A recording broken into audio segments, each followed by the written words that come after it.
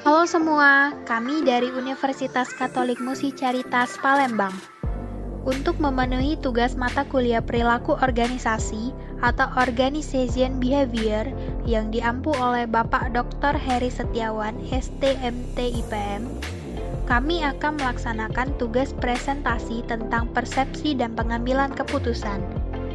Sebelumnya, perkenalkan kami dari kelompok 2 yang beranggotakan Valen Patricia dengan NIM 1921002, Natasha Angelia dengan NIM 1921006, Livia dengan NIM 1921008, Karen Dea Saputra dengan NIM 1921019, dan Florentina Karina dengan NIM 1921030.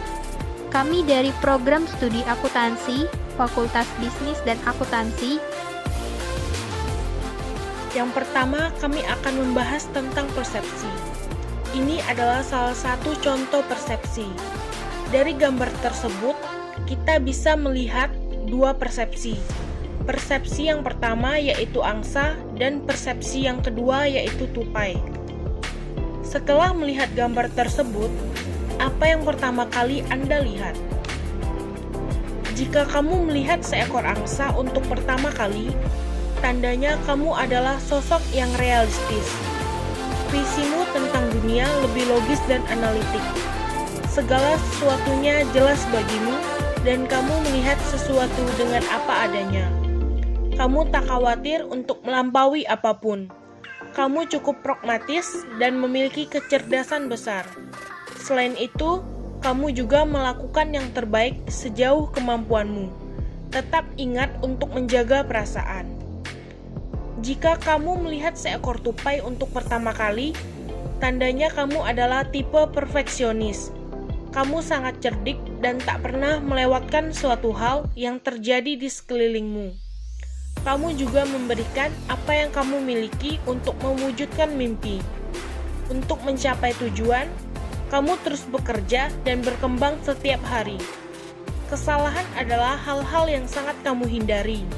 Kamu memastikan bahwa kamu bisa belajar dari kesalahan sehingga tak terjadi lagi. Apa yang dimaksud dengan persepsi? Persepsi adalah suatu proses di mana seseorang melakukan pemilihan, penerimaan, pengorganisasian, dan penginterpretasian atas informasi yang diterimanya dari lingkungan. Apa yang dapat mempengaruhi persepsi? Terdapat beberapa faktor yang mempengaruhi persepsi. Yang pertama, ada perilaku persepsi, yang kedua target, dan yang ketiga ada situasi.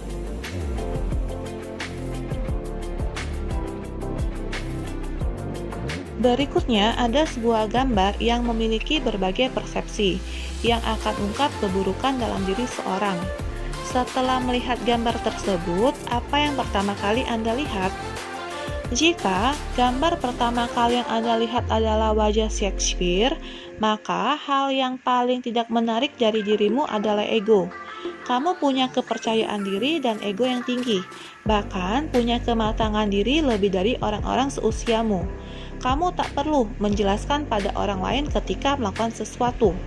Sayangnya, kamu juga sering membuat orang kesal dengan sikapmu. Memaksakan kehendak hanya akan membuat orang-orang pergi.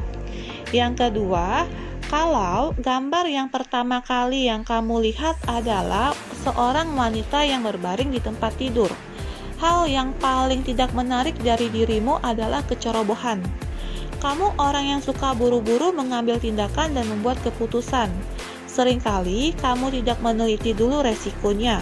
Bahkan untuk memilih pasangan, seringkali kamu terjebak hubungan yang buruk karena kecerobohan. Yang ketiga, kalau kamu melihat seorang mengenakan sorban, maka hal yang paling tidak menarik dari dirimu adalah kecemburuan. Kamu suka curiga dan berpikiran buruk dahulu sebelum mengetahui yang sebenarnya. Cemburu bukan hanya membuatmu terlihat buruk, tetapi juga tidak bisa berpikiran dewasa. Belajarlah mempercayai pasangan dan orang-orang di sekitarmu.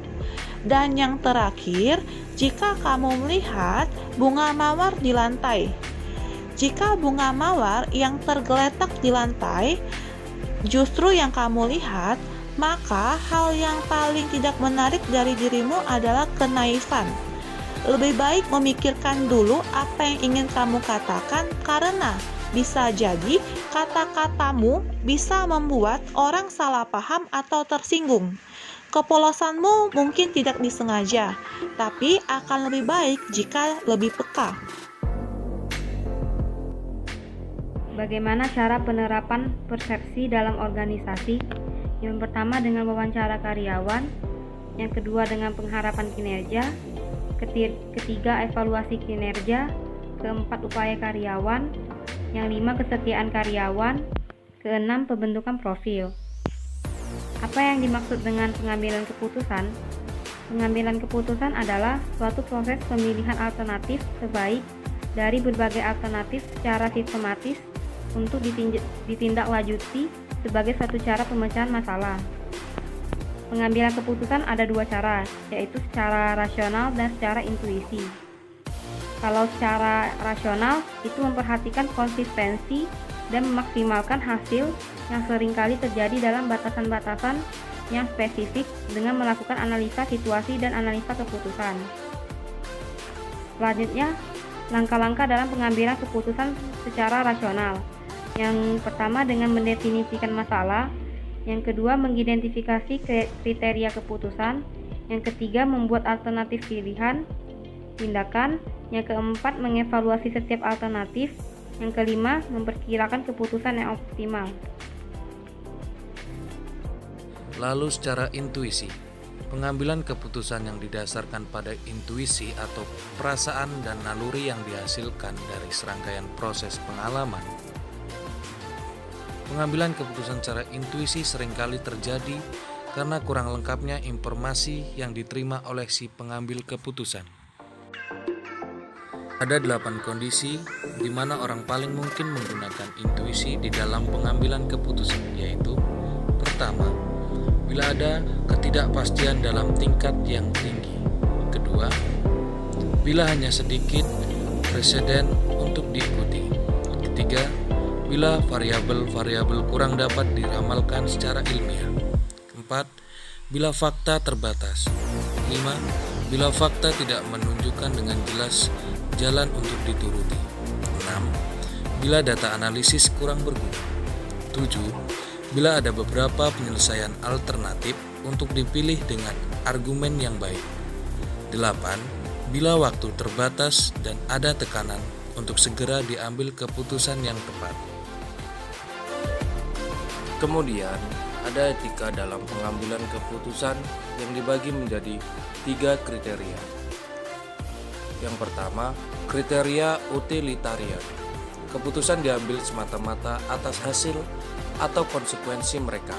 Kedua, kriteria menekankan pada hak, mempersilahkan individu untuk mengambil keputusan yang konsisten dengan kebebasan dan keistimewaan mendasar.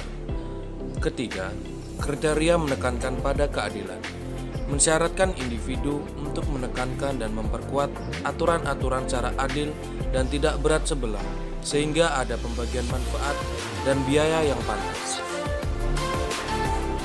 Sekian presentasi video dari kami, semoga bermanfaat bagi kita semua. See you.